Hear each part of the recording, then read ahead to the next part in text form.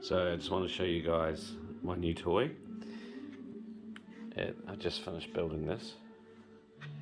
It is an offset smoker slash charcoal barbecue.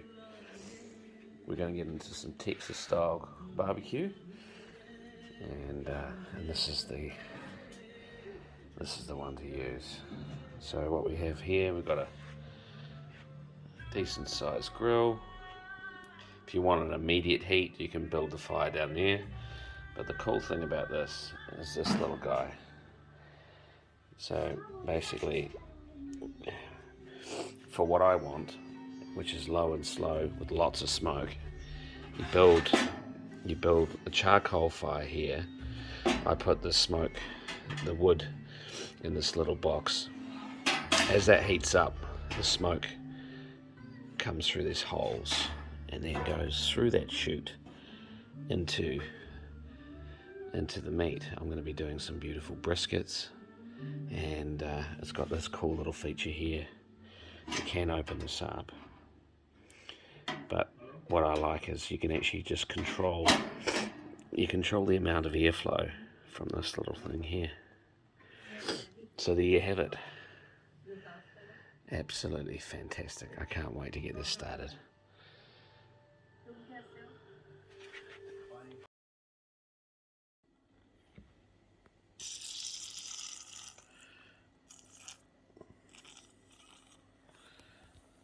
So this is a brisket, which I'm getting ready for Texas style slow cooked smoked barbecue.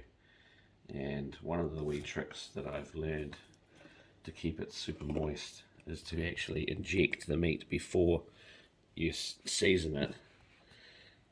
Look at that. So you inject it with beef stock, and it actually can hold quite a bit.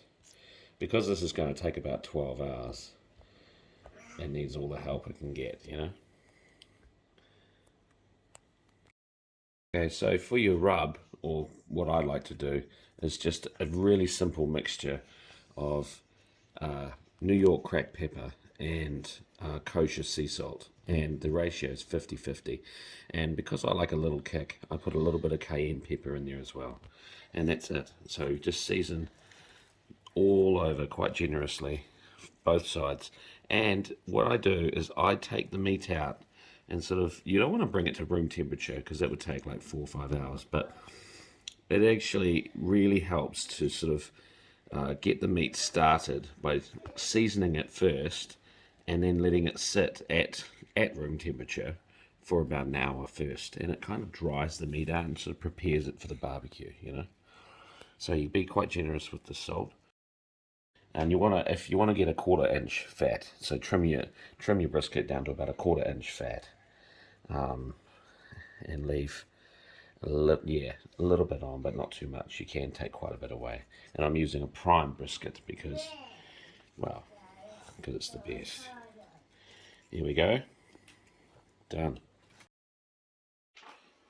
That's for me. Okay. So as well as injecting the beef, another trick is to inject the chicken. I'm using chicken stock. You can use whatever you want, really, because the breasts don't have a lot that's very lean. It's sort of going to be basting itself from the inside.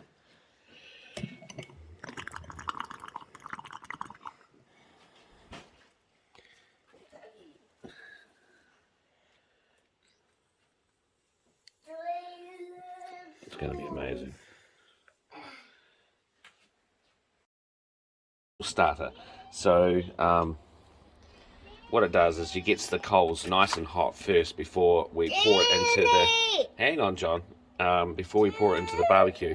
And what I'm going to do is pour it in there, and then over here I've got a smoking box with some Manuka chips, and I'm just going to put the lid on, and hopefully the smoke comes through those little holes, and because I only have the wood chips, I want it to last a bit longer. So anyway, that'll do.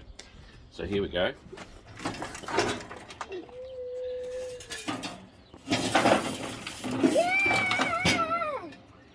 Straight on. Very hot, John. Don't touch.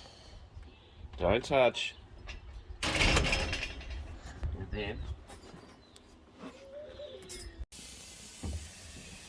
we're going to put the brisket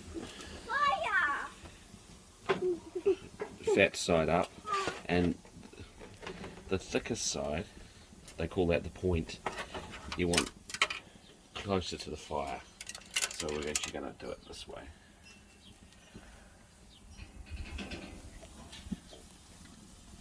It's bigger than I thought, so start like that.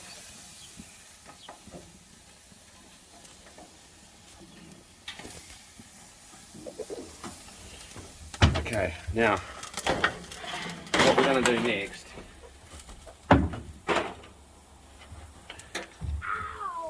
you've got a temperature gauge up here, yeah, but that's only going to give you an idea of how hot the barbecue is. It's not going to give you any indication of the meat. So what you really need is a meat thermometer, and you want to sort of push it into the thickest part,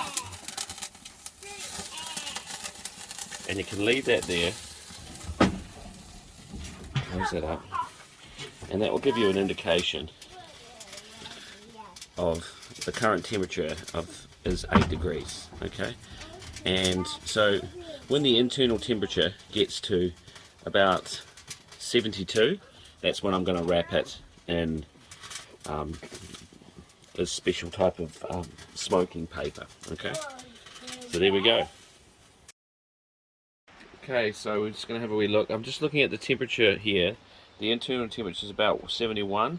I like to take it off at about 72. So we just have a wee look here. Also, this is a solution I've made up of apple cider vinegar, apple juice, and water. And every hour or so, I give it a spritz, and this just keeps it moist. So what I'm going to do now is I'm actually going to take it off.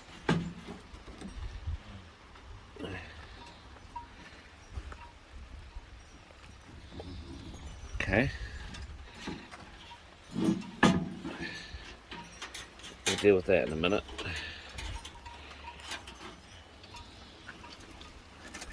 And I don't want to lose any of those juices.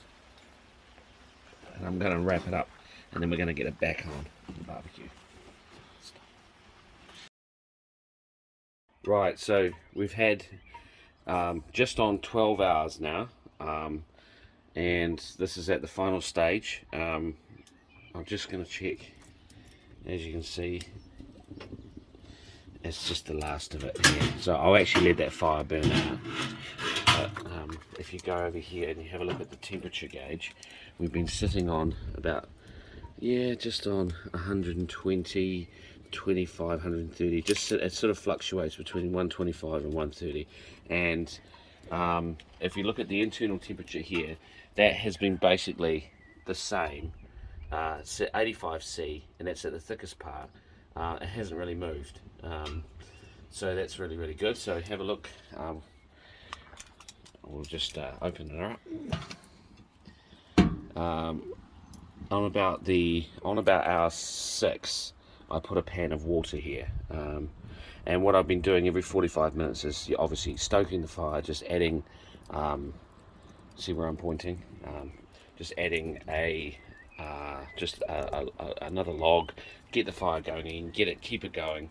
The coals are really there just to sort of push the fire forward, but all the flavors are all coming from the wood. Yeah. So then over here, and what I'm doing is I'm just moving it around. I'm turning it, I'm flipping it, and just making sure that it's sort of all sort of evenly cooked. So we're going to take it off now, and then we're going to wrap it, and we're going to rest it for 2 hours before we cut into it. Okay, so here we go. So the fat element of this, they call this talon.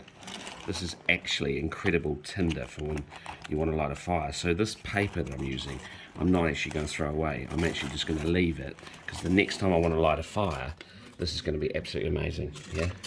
So just like it's a Christmas morning. Look, I'm opening it back.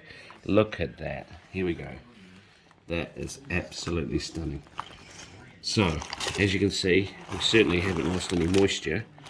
Okay. Just peel that back. We haven't lost any moisture. It's got a lovely colour. This is what they call bark, right? So, and if I touch that, you can see it's just soft as, yeah? See that? Soft as. So we're just going to wrap it up. I've got some clean baker's paper over here. We're just going to wrap it up, and we're literally going to let it rest for 2 hours before I cut into it, okay? It's so important. If you after 12 hours now, if you can't wait another 2, then there's something wrong, yeah? We don't want to be in danger of losing any of those lovely juices, okay? So just like when you're cooking any piece of meat, you've got to rest it, okay? But here we are.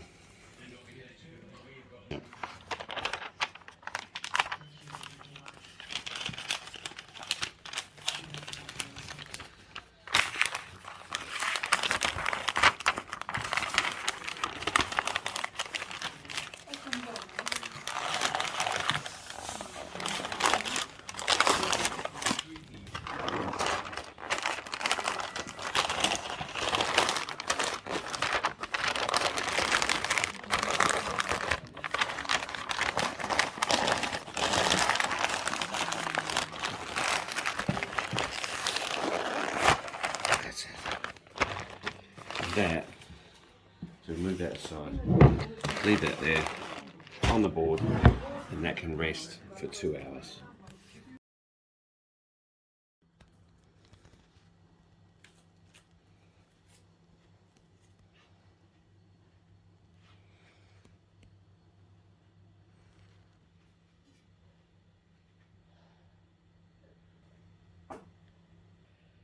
Okay, here's the exciting bit. After how many hours? Wow, 12, 13, 14 hours of love, sweat and tears, we are about to unveil. So here we go, without further ado.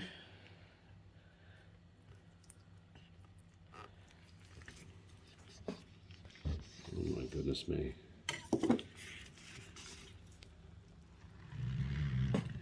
Here we go. Oh my goodness me. Should we get a good close-up of that? Look at that. So as you can see, it's got a beautiful smoke ring. Okay, it's tender. You can see the juices dripping. Okay, absolutely amazing. Right, we're going to have a little taste test. My wife is going to do the honors. We're going to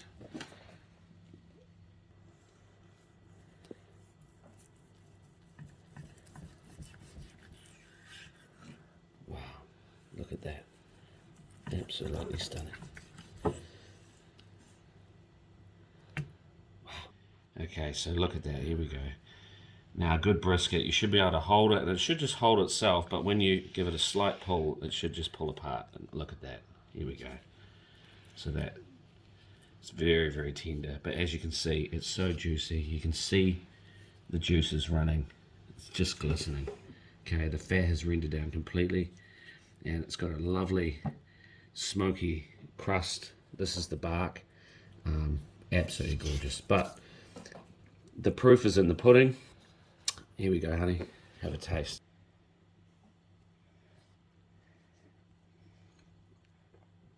What do you think? Wow, it's very nice. Wow, it's delicious. So there you have it. That's a beautiful brisket made with love. This is what real barbecue is like. And I mean, I know in New Zealand we think barbecue is, you know, a grill outside with burnt sausages. But once you taste this, you can understand why we go through the effort of, and because it's just pure indulgence and flavor and love in every bite. So, you know, if you feel game enough, give it a go at home, because it's worth it, I promise. Okay, that's it. Thank you very much. Enjoy.